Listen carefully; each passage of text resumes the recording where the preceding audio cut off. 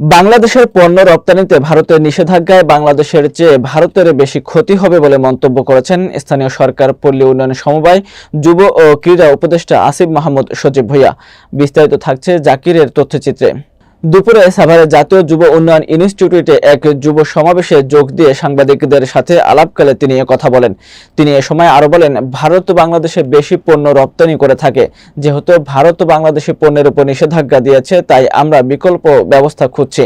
এই নিষেধাজ্ঞায় দেশের ব্যবসায়ীদের কিছু ক্ষতি হবে।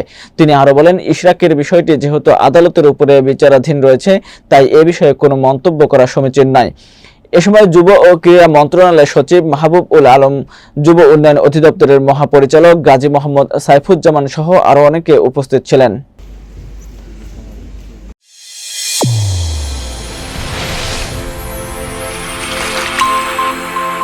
চ্যানেল A1 হৃদয়ের স্পন্দন।